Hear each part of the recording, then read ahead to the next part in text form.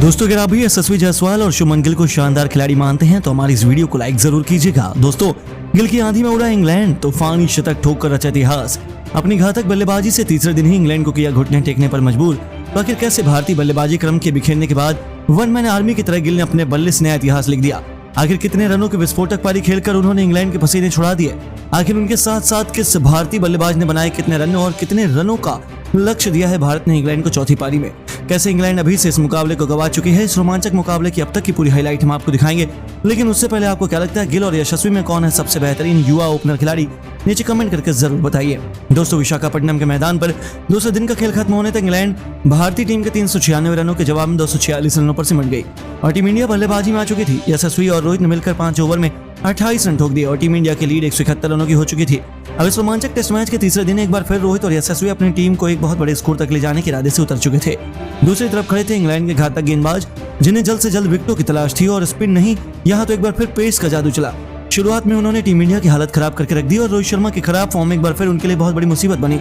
जहां केवल दूसरे दिन ही ओवर में जिमी एंडरसन ने अपनी चौथी गेंद पर रोहित शर्मा को चारों खाने चित्त करते हुए उनके तीनों विकेट उखाड़ फेंके और रोहित को क्लीन बोल्ड कर उन्होंने पूरे हिंदुस्तान में मातम ला दिया। जहां भारतीय कप्तान केवल 13 रन बनाकर पवेलियन लौट गए और टीम इंडिया को बहुत जल्द झटका लग गया। उनके आउट होने के बाद अब मैदान में मोर्चा संभालने के लिए शुभमन गिल कदम रख चुके थे। अपने बल्ले ही ओवर में उन्होंने सबसे बड़ी मछली यशस्वी जायसवाल को अपने जाल में फंसाया। एंडरसन की गेंद उनके बल्ले का बाहरी किनारे ले गई और जो रूट ने कोई गलती नहीं की। यहाँ यशस्वी केवल 17 रन बनाकर पवेलियन लौट गए और अपने 2 ओवर में 2 विकेट लेकर एंडरसन ने भारतीय टीम की कमर तोड़ दी। पूरा हिंदुस्तान निराश था क्योंकि इंग्लैंड ने सुबह सुबह ही तगड़ा पलटवार कर दिखाया। नंबर 4 के पायदान पर बल्लेबाजी करने श्रेयस अय्यर आ गए, जो 10 ओवर में भारतीय टीम ने 34 रन बनाए। हमारे 2 बल्लेबाज पवेलियन के शोबा उड़ा रहे थे और इन दोनों ने संभल कर बल्लेबाजी करनी शुरू कर दी। लेकिन बैटिंग करना इतना आसान नहीं था। दोनों के खिलाफ कई ऐसे गेंदें सामने आए जिसमें दोनों ऑल आउट होने से बाल बाल बचे। हालांकि अच्छी बात यह थी कि दोनों हार मानने के लिए तैयार नहीं थे। दोनों ने डटकर बल्लेबाजी करने की शुरुआत कर दी और गिल ने भी आक्रामक अंदाज को अपनाते हुए इंग्लिश गेंदबाजों को मुंहतोड़ जवाब दिया। पारी का 17वां ओवर लेकर आए शोएब बशीर की आखिरी गेंद पर गिल ने 2 कदम आगे निकाला और उस गेंद पर ऐसा गगनचुंबी छक्का लगाया कि गेंदबाज के सिर के ऊपर से सीधा स्टेडियम की छत पर ही गेंद जा गिरी। वह उनका ताबड़तोड़ 100 मीटर का छक्का देखकर पूरा स्टेडियम खुशी से झूम उठा। दूसरी तरफ श्रेयस अय्यर ने भी चौका लगाकर अपना आक्रामक अंदाज अपनाना शुरू किया। दोनों खिलाड़ी खतरनाक अंदाज में बल्लेबाजी कर रहे थे। उनकी ताबड़तोड़ बैटिंग का नतीजा हुआ कि 20 ओवर में टीम इंडिया ने 75 रन बना लिए। भारतीय टीम ने इंग्लैंड पर 218 रनों की लीड हासिल कर ली और हालांकि श्रेयस अय्यर ज्यादा देर तक उनका साथ नहीं निभा पाए। टॉम हार्टले ने इस बल्लेबाज का शिकार किया, जहां अय्यर 52 गेंद पर 2 चौकों की बदौलत केवल 29 रन बनाकर वापस लौटे और उनके आउट होने के बाद पाटीदार गिल का साथ निभाने आ गए। लेकिन गरीबी में आटा गिरा। ये बल्लेबाज भी केवल 9 रन बनाकर रेहान अहमद की फिरकी में फंस गया। उनके रूप में टीम इंडिया को चौथा झटका लगा। लेकिन दूसरी तरफ गिल लाजवाब बल्लेबाजी कर रहे थे। उन्होंने केवल 61 गेंद पर अपना अर्धशतक ठोक दिया और दूसरे छोर से भले ही विकेट जा रहे हों, लेकिन वो चट्टान की तरह मैदान में डटे हुए थे। गिल के साथ निभाने अक्षर पटेल आ गए और इन दोनों खिलाड़ियों ने मिलकर लंच तक बेहतरीन बल्लेबाजी की, जहां टीम इंडिया को 35 ओवरों में 130 रन तक पहुंचा दिया और टीम इंडिया के केवल 4 विकेट गिरे थे। हमारी लीड इंग्लैंड पर 273 रनों की हो गई और इन दोनों खिलाड़ियों को रोक पाना इंग्लिश गेंदबाजों की बस की बात नहीं हुई। लंच ब्रेक के बाद मैदान में आते एक बार फिर इंग्लैंड पर शुभमन गिल का कहर टूट पड़ा। इस खिलाड़ी ने तो मन बना लिया कि आज वह इतिहास लिखने के इरादे से आए हैं और उन्होंने ऐसा किया भी। अक्षर पटेल के साथ मिलकर पहले अर्धशतक की साझेदारी को अंजाम दिया और फिर इंग्लैंड के हर एक गेंदबाज की धज्जियां उड़ाते हुए गिल ने लंबे इंतजार के बाद केवल 131 गेंद पर तूफानी शतक ठोक डाला। इतिहास के पन्नों में उन्होंने अपना नाम सुनहरे अक्षरों में लिखवाया। इस दरमियान उन्होंने 11 चौके 2 तूफानी छक्के भी लगाए और उन्हीं के दम पर टीम इंडिया मुकाबले में मजबूत स्थिति में थी। लेकिन दोस्तों शतक पूरा करते ही मानो भारतीय टीम को किसी की नजर लग गई। शुभमन गिल शोएब बशीर के जाल में फंस गए और 147 गेंद पर 104 रन बनाकर पवेलियन लौटे। उनके आउट होने के बाद थोड़ी देर बाद अक्षर पटेल भी चलते बने। उन्होंने 6 चौकों की बदौलत 45 रनों का योगदान दिया। बस फिर क्या था, इन दोनों दिग्गज बल्लेबाजों का विकेट गिरने के बाद भारतीय पारी ताश के पत्तों की तरह बिखरने लगी। शिखर भरत केवल 6 रन बनाकर पवेलियन लौट गए और कुलदीप यादव तो टॉम हार्टले इस खाता भी नहीं खोलने दिया। मैदान पर अश्विन के साथ बुमराह की जोड़ी मौजूद थी। उन्होंने संभल कर बल्लेबाजी की शुरुआत की। अश्विन ने चौके छक्कों से डील करना शुरू किया। हालांकि जसप्रीत बुमराह बिना खाता खोले लौट गए। मुकेश कुमार को खाता भी खोलने नहीं दिया गया और टीम इंडिया केवल 398 रन पर ऑल आउट हो गई। अश्विन 29 रन बनाकर नाबाद थे, तो इनकी बदौलत इंग्लैंड को 399 रनों का लक्ष्य चौथी पारी में चेस करने के लिए मिला। इंग्लैंड के दोनों ओपनर जैक क्रॉली, ब्रेंडन डकैत इस लक्ष्य का पीछा करने मैदान में उतरे। लेकिन तीसरे दिन का खेल खत्म होने तक जिस हिसाब से भारतीय टीम ने इस मुकाबले मजबूत लीड दिलाई, उसे देखते हुए तो यही लग रहा है कि टीम इंडिया 3 दिनों में यह टेस्ट मैच जीत लेगी। पहले दिन का खेल खत्म होने तक इंग्लैंड ने 67 रन 1 विकेट नुकसान पर बना लिए, जहां जैक क्रॉली 29 रन बनाकर खेल रहे थे। डकैत 28 रन बनाकर अश्विन का शिकार हुए, तो नाइट वॉचमैन के रूप में रेहान अहमद 9 रन बनाकर नाबाद बल्लेबाजी कर रहे थे और इंग्लैंड अभी भी टीम इंडिया के लिए हुए लक्ष्य से 332 रन से पीछे चल रही थी। दोस्तों जब बीच मैदान में ही शुभमन गिल से लड़ पड़े शोएब बशीर और इंग्लिश कप्तान बेन स्टोक्स, तो कुछ ऐसा हो गया जिसे देखकर आपकी भी रूह कांप जाएगी। तो आखिर कैसे बीच मैदान में ही इन तीनों दिग्गज खिलाड़ियों के बीच हो गया भयंकर विवाद? आखिर क्यों बदतमीजी पर उतारू हो गए स्टोक्स और बशीर? आखिर कैसे उन्हें मुंहतोड़ जवाब देते हुए शुभमन गिल ने इस गेंदबाज का करियर ही तबाह कर दिया?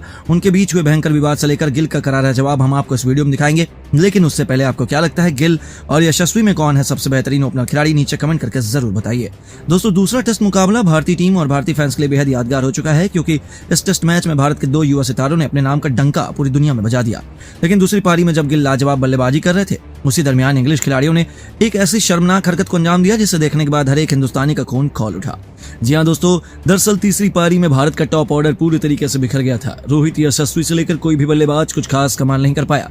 ऐसा लगा कि इंग्लैंड मुकाबले में वापसी कर जाएगी, लेकिन सलाम है शुभमन गिल को। उनका हौसला बुलंद था और उनके मजबूत इरादों के सामने खुद इंग्लैंड के दिग्गज गेंदबाज भी घुटने टेकने पर मजबूर हो गए।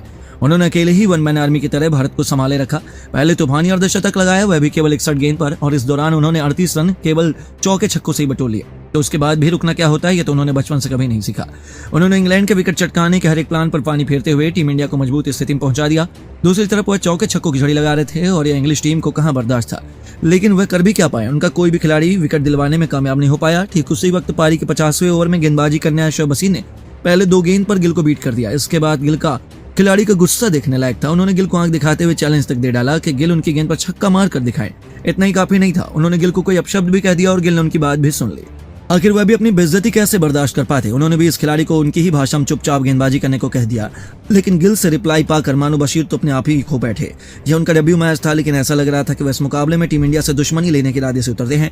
दौड़ते हुए वो गिल के पास पहुंच जाते और उनको आंख दिखाते हुए इस खिलाड़ी ने गाली गलौज करना शुरू कर दिया। गिल ने उन्हें बहुत समझाया कि वह मान जाएं, लेकिन वह तो कोई बात सुनने को तैयार ही नहीं थे। हद तो तब हो गई जब इंग्लैंड के कप्तान बेन स्टोक्स दौड़ते हुए आते हैं और अपने खिलाड़ी को संभालने की जगह उन्होंने गिल पर ही भड़कना शुरू कर दिया। वो दोनों गिल पर चढ़ने लगे। गिल भी कहां पीछे हटते। गिल ने तो उन्हीं के अंदाज में बदतमीजी की और इन दोनों का जवाब दिया, उनकी बोलती बंद करके रख दी। इन तीनों के बीच मामला काफी गरमाया हुआ था। ऐसा लग रहा था कि बीच बचाव में अंपायर को आना पड़ जाएगा, क्योंकि विवाद काफी बढ़ गया। हालांकि फिर गिल ने समझदारी दिखाई और बैटिंग करने चले गए, लेकिन अपनी बेइज्जती वे भूलते कभी नहीं। इंग्लैंड जहां सोच रहे थे वहां जीत गए हैं, लेकिन गिल के इरादे तो कुछ और ही थे।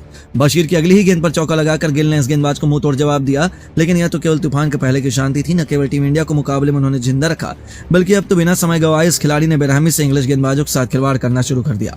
देखते ही देखते फिर वह क्षण आया जिसका हर किसी को बेसब्री से इंतजार था। जी हां, शुभमन गिल ने चौके छक्कों की बरसात करते हुए आखिरकार 132 गेंदों पर अपने शतक के आंकड़े को पार कर पूरी दुनिया में हाहाकार मचा दिया।